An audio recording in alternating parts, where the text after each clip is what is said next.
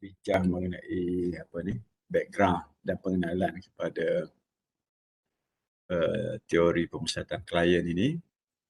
Saya sebut mengenai semua ataupun majoriti kaunselor di Malaysia, walaupun dia menggunakan teori apa sekalipun, dia memang sebetulnya mengikuti ataupun apa yang dia buat itu adalah berdasarkan kepada teori Rogers. Cuba kita tengok sama-sama kan. Teknik mendengar kan. You all dah belajar mengenai amalan melayan dan mendengar kan. Menerima di sini adalah menerima klien tanpa syarat.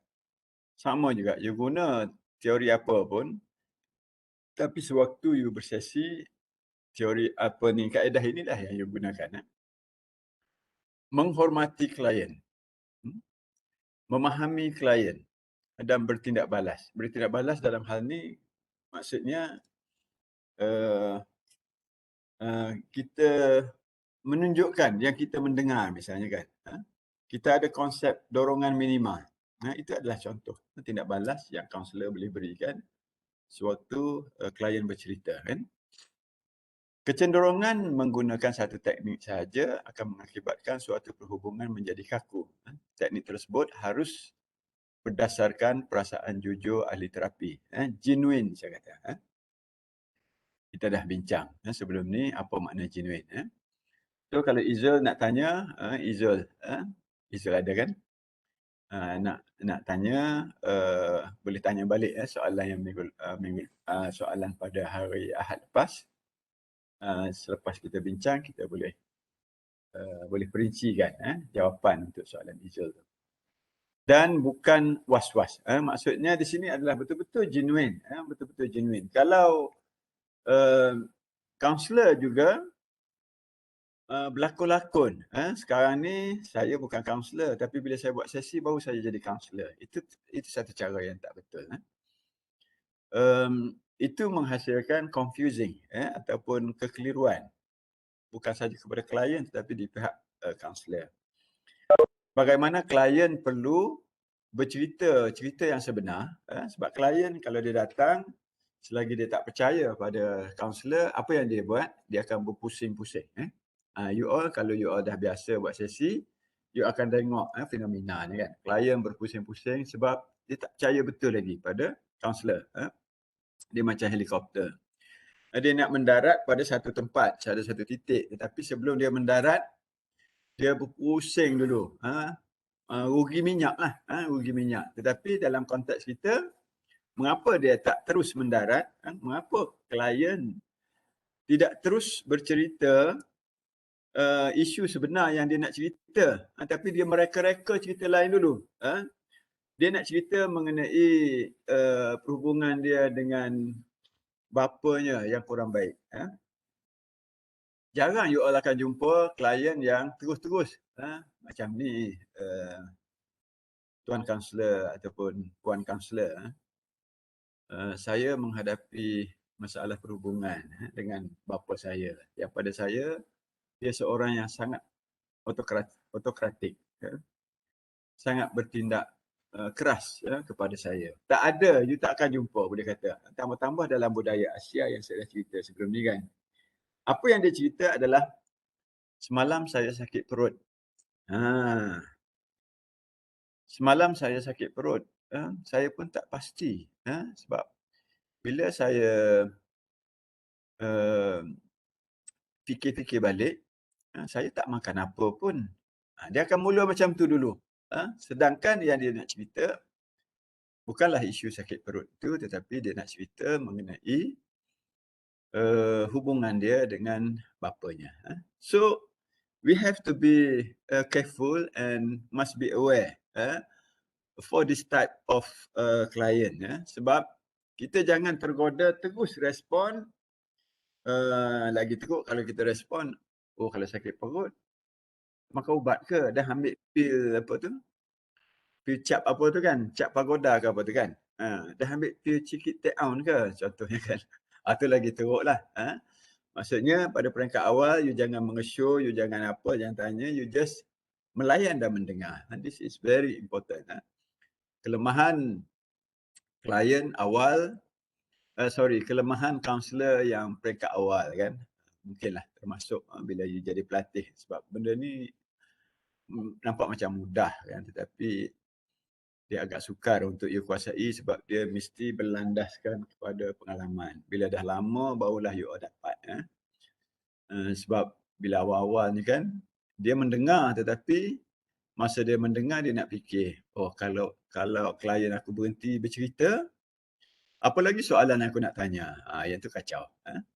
Sedangkan sepatutnya kita memberikan fokus dan tumpuan kita kepada apa yang diceritakan oleh klien.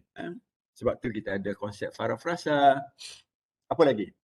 Kita ada konsep dorongan minima untuk menggalakkan dia terus bercerita. Parafrasa tu pula kita merumuskan. Kita memparafrasakan semula. Dia sebut dengan satu ayat, mungkin berbelit-belit sikit, lalu kita paraphrase dengan ayat yang lebih mudah supaya klien faham apa yang dia cerita. Kita pun faham. Bukan saja klien, kita pun faham. Dia pusing, lalu kita paraphrase. Okey. Dan kita juga ada rumusan kecil. Sepanjang tempoh sesi kita ada rumusan kecil. Manakala pada hujung sesi, kita ada rumusan besar. Jangan buat rumusan besar lebih awal. Salah juga. Mestilah rumusan besar itu dibuat pada waktu hujung ataupun dah dekat-dekat dengan penghujung sesi. Proses terapeutik. Okey, apa makna terapeutik? Terapeutik ini membawa makna satu proses yang sangat bersesuaian dengan sesi yang kita jalankan. Kalau terapeutik secara fizikal, bilik kaunseling yang kita cari itu mestilah boleh menghasilkan satu suasana yang terapeutik. Manakala dari segi proses terapeutik itu sendiri, hendaklah kita laksanakan sesi kaunseling itu dalam bentuk yang tenang. Kalau klien tak tenang, tak apa. Jangan kaunselor tak tenang. Tenang lawannya Dalilah. Tenang lawan apa Dalilah?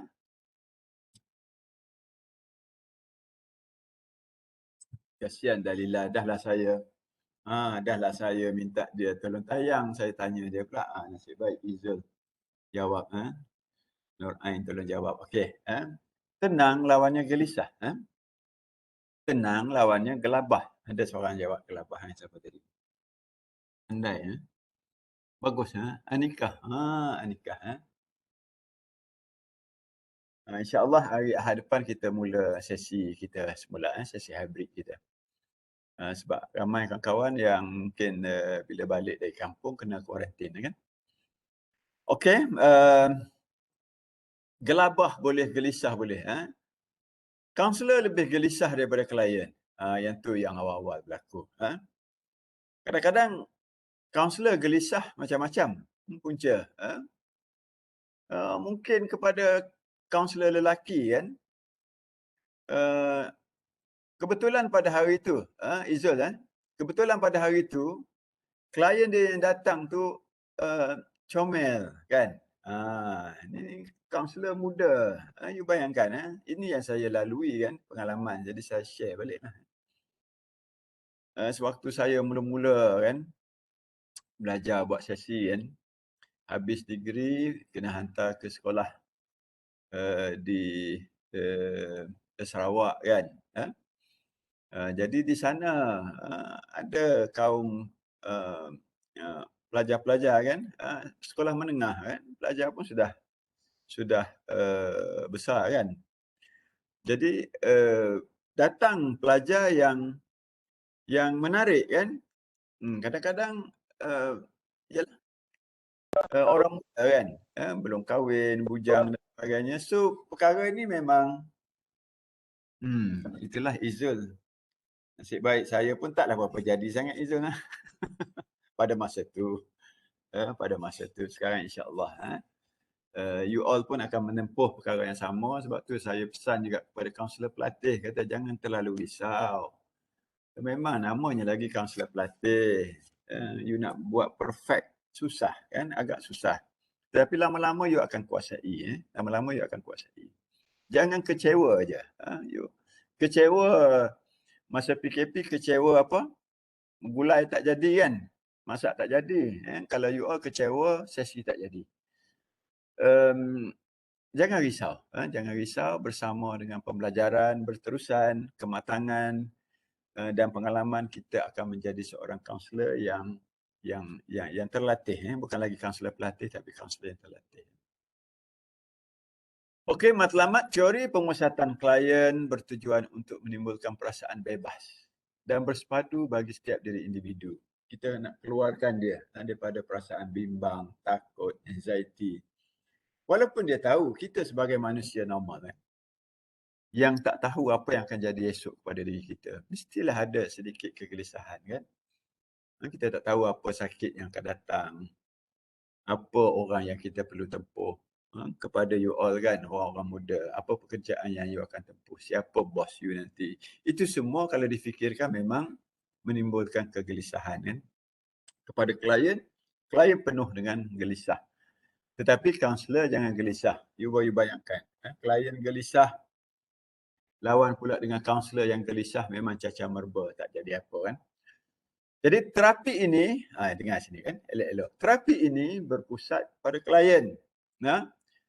Nama lagi client-centered ataupun terapi, person-centered terapi, pemusatan insan, ataupun pemusatan klien. Jadi betul-betul fokus adalah kepada klien. Bukan sekadar tentang masalah yang diluahkan oleh klien. Jangan hanya dengar masalah. Tengok semua sekali. Tengok semua sekali, verbal dan juga non-verbal. Verbal, lisan.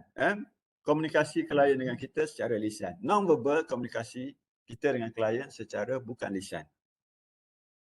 So, ada orang pula bercakap mengenai konsep verbal yang positif versus verbal yang negatif. Yang ni kita perlu perhati betul-betul bila kita buat sesi, adakah komunikasi non-verbal yang bukan lisan. Verbal itu komunikasi lisan, bercakap secara langsung. Non-verbal komunikasi bukan lisan. Non-verbal yang positif dan non-verbal yang negatif. Yang itu kita perlu perhatikan ada ke tidak pada klien yang berada di depan kita. Jadi kena ingat, terapi ini mesti berpusat pada klien. So bila kita dengar masalah klien, kita bukan hanya mendengar tetapi kita betul-betul memberi tumpuan kepada orang yang berada di depan kita. Jadi bukan sekadar mendengar masalah ataupun isu yang diluahkan oleh klien, tapi tengok secara keseluruhan. Tengok verbal, tengok non-verbal, dengar, memberi perhatian. Walaupun, saya sebut ini, walaupun kita buat sesi itu secara maya, secara online. Menurut Rogers, 1977, matlamat terapi bukan sahaja untuk menyelesaikan masalah, tetapi lebih daripada itu membantu klien dalam proses perkembangan. Saya duk sebut selalu dalam ceramah saya, siapa masuk ceramah saya semalam. Tetapi sayang betul sebab bila guna Google Map ni dia ada limit, dia ada kuota. Ramai student-student saya yang tak boleh masuk sebab dia tulis full kan. Dan bila saya tanya rakaman balik pun tak ada. Kalau ada bagus sebab ini saya cerita juga semalam mengenai matlamat sesi kaunseling yang dijalankan bukan sahaja untuk memahami masalah klien, menyelesaikan masalah yang klien ceritakan, sebaliknya untuk pertumbuhan klien, proses perkembangan klien agar kalau dia buat sesi sekarang, kalau boleh ke depan tu dia tak perlu datang buat sesi lagi dah. Dengan Izul katalah. Contohnya, dia jumpa Izul sekarang, untuk 5 tahun, 6 tahun akan datang dia tak perlu jumpa dah. Ini kita kata bomoh besar. Walaupun kita bukan bomoh. Ibarat bomoh besar, sekali jumpa, selesai. Bukan selesai masalah, tetapi sebab kita memberikan maklumat-maklumat, ilmu-ilmu mengenai proses kematangan kendiri, perkembangan kendiri supaya bukan setiap kali mereka menghadapi masalah, mereka perlu datang berjumpa kaunselor. Itu satu sesi yang buruk. Itu satu sesi yang kurang berkesan. Mungkin berjaya untuk selesai satu isu, tetapi untuk isu yang lain tak selesai. Kita kalau boleh, kita menumpukan kepada perkembangan klien. Agar mereka dapat menghadapi dan mengatasi masalah pada masa kini. Masa kini masalah dia semasa lah. Macam tadi kan. Masalah perhubungan dengan ayah. Tetapi juga pada masa depan. Katalah, ayah ialah father figure. Ini father figure. Father figure maksudnya, father ialah ayah. Figure ialah figura. Maksudnya, father figure, betul lah dalam kes klien tadi, isu dia ialah dengan bapa dia sendiri. Tetapi bila kita sebut father figure, siapa-siapa aja yang dia rasa orang tu berautoriti yang dia perlu berdepan. Bila dia bekerja, rakan sekerja yang lebih tua dari dia. Rakan sekerja lelaki yang lebih tua. Yang bila dia tengok aja mengingatkan kepada bapa dia. Dia tengok aja orang lebih tua, dia jadi takut. Sebab dia macam ada sikit trauma. Itu kita kata masalah yang berkaitan dengan father figure. Dia jumpa bos. Bos mestilah umurnya mungkin agak ada yang muda tetapi garang contohnya kan. Ataupun ada yang berusia yang nampak macam bapa dia rasa takut. So bila kita selesaikan masalah berhubungan dengan bapa dia tadi, kita juga sudah memberi bekalan dalam diri mereka bagaimana mereka nak berdepan dengan father figure ni. Siapa-siapa saja yang nampak macam father figure yang boleh tangani. Itulah maksudnya kita mengatasi masalah pada masa kini, tetapi bukan saja pada masa kini, tetapi juga kita menyelesaikan masalah dia untuk masa akan datang. Isu father figure tak ada lagi pada diri dia. Itu adalah sesi kaunseling yang baik, yang berkesan. Menurut Rogers, ejaan dia ada S, Rogers ni. Yang atas tu salah lah. Menurut Rogers 1977 salah sebab Rogers dia ada S. Carl Rogers, bukan Carl Roger.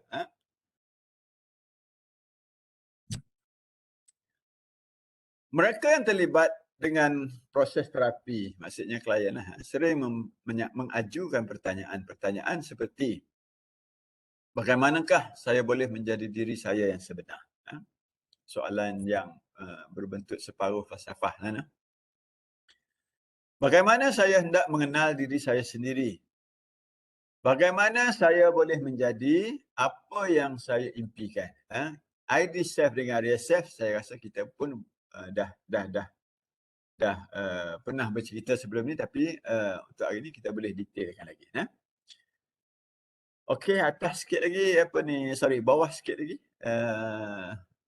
Dalilah. Okey, terima kasih. Tujuan asas teori pemusatan klien adalah untuk mencipta suasana yang kondusif dalam usaha membantu klien menjadi seorang yang dapat berfungsi dengan sepenuhnya.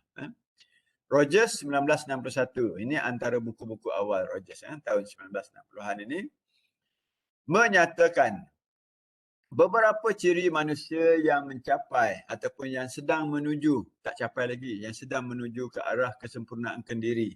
Cuba kita tengok, ada tak ciri itu kepada diri kita sekarang? Kepada diri saya dan juga kepada diri kita semua, diri anda semua. Yang pertama, kesediaan menerima, merasai dan mengalami realiti sebenar. Bersediakah kita untuk menerima dan mengalami realiti sebenar? Mengalami real self, bukannya ideal self. Banyak orang sedang melarikan diri daripada berdepan dengan diri dia yang sebenar. Dia tak mau menjadi diri dia sebenar. Sebaliknya dia suka berangan-angan, suka berfantasi. Ini juga menjelaskan fenomena mengapa orang muda suka bermain game. Terutamanya game yang berbentuk perang. Urban Legend. Apa nama? Urban Legend ke? Apa yang kita bincang itu? Yang legend-legend tu? Oh, mobile. Urban Legend tu movie. Anika. Oi, Anika Balkis pun main Mobile Legend juga ke? Ha? Boleh main sekejap-sekejap, jangan main secara berterusan. Mobile Legend kan, Mobile Legend ini sebab apa? Dia menumpukan kepada konsep hero kan. Hero daripada tahap rendah you menang, you akan dapat aksesori dia. You akan jadi superhero. Konsepnya ialah superhero. Sebab tu orang menjadi dia didesain Mobile Legend itu didesain sedemikian rupa supaya orang merasa dia lah hero. Tetapi dia setakat hero di dalam laptop ajalah. No? Bila dia keluar, dia berdepan dengan dunia sebenar. Oh, rupanya aku bukan hero. Aku hanya hero di dalam laptop. Aku hanya hero di dalam handphone. Kan? Jadi, Rogers menekankan macam mana you boleh menjadi hero yang sebenar. Menjadi hero yang advis pada diri dan family contohnya. Kan? Jadi, yang penting adalah untuk orang berubah, yang pertama dia mesti sedia menerima diri dia sendiri. Apa adanya. Apa ada seadanya. Menerima diri seadanya, iaitu pakej-pakej yang sudah ada di dalam diri dia. Setengah orang, dia selalu bermimpi, sentiasa bermimpi. Selagi bermimpi, selagi itu masalah tak akan selesai. Sebab formula penyelesaian masalah, yang pertama, kesediaan menerima realiti yang ada pada diri kita. Yang kedua, menerima tanggungjawab. Mesti menjadi seorang yang bertanggungjawab. Kalau kita menepis tanggungjawab, kita menolak tanggungjawab, kita tak akan menyelesaikan masalah yang ada dalam diri kita. Bila kita bincang real self dengan ID self, kita akan jadi lebih faham konsep yang saya sedang bincangkan ini. Yakin pada diri sendiri, keyakinan. Klien dipandu perasaan dan pemikiran sendiri, bukannya perasaan dan pemikiran orang lain. Dan yang keempat, kesediaan untuk terus berkembang. Seperti mana yang saya dah ceritakan awal tadi. Iaitu, definisi kaunseling adalah mesti berakhir dengan pertumbuhan klien dan perkembangan klien. Ahli terapi tidak memilih matlamat khas untuk mereka tetapi mengutamakan pandangan klien. Nampak tak? Di sini yang utama adalah klien, bukannya kaunselor. Agar mereka dapat menjelaskan matlamat mereka sendiri. Fungsi kaunselor. Fungsi kaunselor yang pertama, membantu merapatkan hubungan antara kaunselor dengan klien. Jadi kaunselor mesti menerbitkan kepercayaan klien supaya klien menjadi akrab dengan kaunselor. Tetapi akrab itu adalah secara profesional, bukan akrab secara yang tidak profesional, tak boleh. Yang kedua, klien bebas untuk meneroka kehidupan mereka sama ada mahu bercakap benar ataupun berpura-pura. Ini adalah bukan paksaan dari kaunselor, klien itu sendiri. Tetapi yang saya sebut tadi, kaunselor ni mesti genuine, walaupun klien bukan genuine, tak mengapa. Tetapi kaunselor mesti genuine kalau kita nak ikut Rogers punya ajaran. Yang ketiga, kurang bersikap defensif diri. Jangan terlalu defensif. Kita mesti lebih bersikap terbuka. Bersedia menjalankan hubungan yang akrab dengan klien. Bila sebut hubungan intim, ada pengertian yang lain. Jangan terlalu intim sebab dia akan mencabar profesionalisme tadi. Mesti ada satu jarak profesionalisme antara jarak profesional, sama ada jarak fizikal maupun jarak mental. Sebab kalau ikut Freud kan, ada kecenderungan selepas you berjumpa katalah 5 sesi, klien akan menjadi terlalu bergantung kepada kaunselor. Ada sikit-sikit isu dia nak luah pada kaunselor. Jenuh kaunselor nak jawab WhatsApp dari klien. Klien ada 10 orang tak apalah. Kalau klien dah ada 100 orang macam mana? Jenuh nak jawab WhatsApp. Jadi kita tak boleh biarkan klien bergantung. Dependensi, too much dependency, towards their counselor, tak boleh.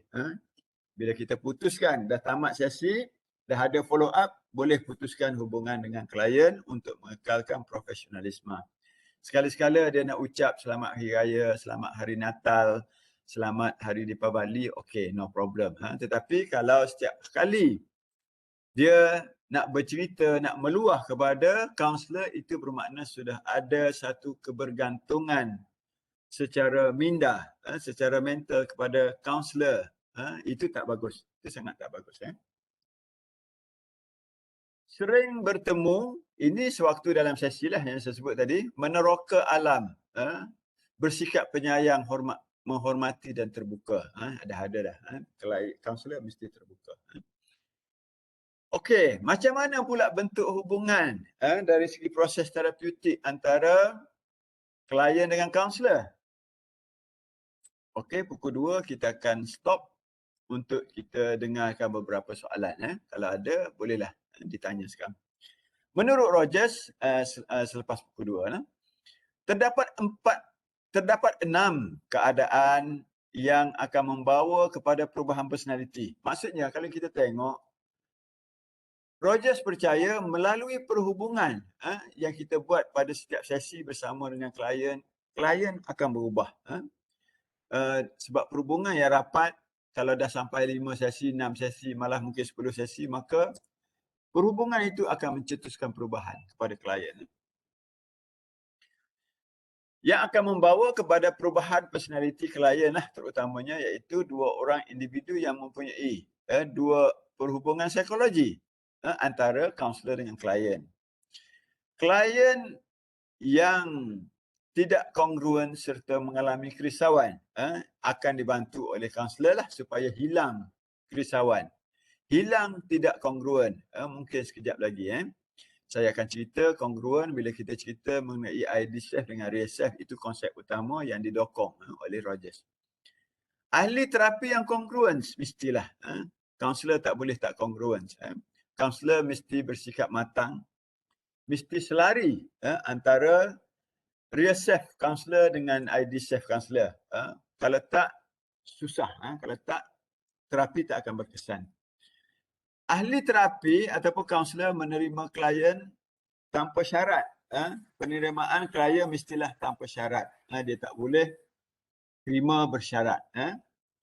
Ahli terapi mempunyai sifat empati yang tinggi terhadap klien, iaitu merasai apa yang dirasai oleh klien. Boleh ke tidak kita buat? Dan empati itu boleh dilihat pada wajah kita, pada cara kita menegur klien, pada reaksi non-verbal kita, bukan sekadar pada suara. Jadi kita tak berceramah. Kalau dalam Rogers dia berbeza dengan RBT. Dia tak berceramah langsung kepada klien dia. Walaupun ada konfrontasi ada. Di dalam Rogers pun ada konfrontasi, tetapi dia berbeza daripada kalau kita menggunakan RBT. Dialami oleh klien. Empati kita tu biarlah dialami oleh klien. Dan kaunselor berusaha menyampaikan perasaan, persepsi dan pengalaman klien melalui parafrasa tadi yang saya sebut. Dan klien hendaklah merasai, melihat dan mengalami bahawa ahli terapi memang sedia menerima tanpa syarat. Yang ini diketahui oleh klien. Kalau kita seorang yang teragak-agak, itu pun akan dilihat oleh klien. Sebab tu walaupun nampak mudah, saya kata person-centered terapi ini dia sebetulnya memerlukan pengalaman dan kematangan. Okey. Rogers menekankan 3 sikap ahli terapi yang amat penting bagi menjamin kewujudan satu perhubungan yang berkesan antara klien dengan kaunselor. Yang pertama, keikhlasan diri dan kongruens. Mestilah ikhlas dan mestilah kongruens. Saya dah terangkan tadi. Kongruens itu macam mana? Iaitu dia kata bermaksud hubungan ahli terapi dan klien yang tulen semasa sesi kaunseling. dan bersungguh-sungguh, dua-dua pihak ini bersungguh-sungguh mahu memberi tumpuan kepada masalah yang dihadapi. Ahli terapi perlu mempunyai sifat ikhlas dan tidak berpura-pura. Ahli terapi ataupun kaunselor yang kongruen mampu meluahkan perasaan secara sukarela dan ikhlas, sama ada perasaan marah, kecewa dan sebagainya, tetapi tidak terlalu keterlaluan. Itu maksud kongruen. Maksudnya, kalau you marah pada klien itu sebagaimana you marah betul lah. Bukan you marah tu direka-reka untuk marah pada klien. Penerimaan tanpa syarat. Sikap ini akan menyebabkan rasa selesa kepada klien sebab dia boleh rasa diri dia itu diterima tanpa syarat. Diri klien dapat diterima oleh ahli terapi dengan sebenar-benarnya, sama ada baik atau buruk, tanpa mengenakan sebarang syarat. Sikap peka dan ambil berat terhadap masalah yang diluahkan oleh klien memberi peluang kepada klien untuk bebas meluahkan perasaannya. Okey, bawah lagi. Kita habiskan yang ni. Lepas tu saya buka kepada persoalan, soalan kalau ada. Empathy. Ahli terapi hendaklah berusaha keras untuk merasai pengalaman secara subjektif, pengalaman klien. Sebab tu dia kena banyak meneroka di dalam Rogers ni, sebab kalau kita tak teroka, macam mana kita nak faham klien kita?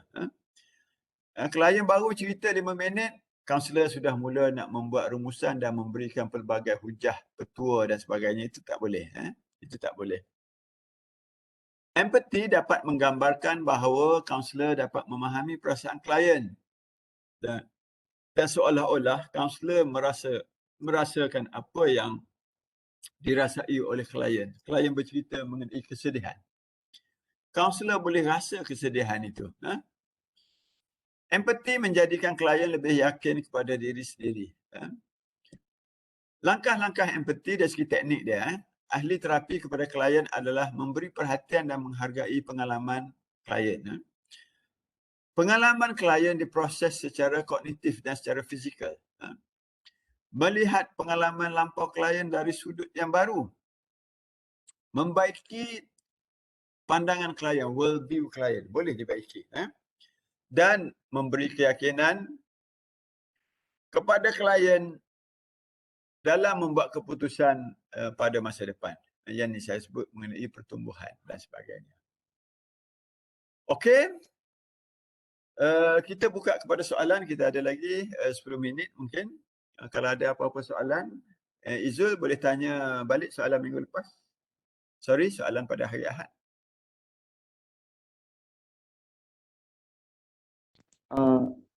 Yang soalan.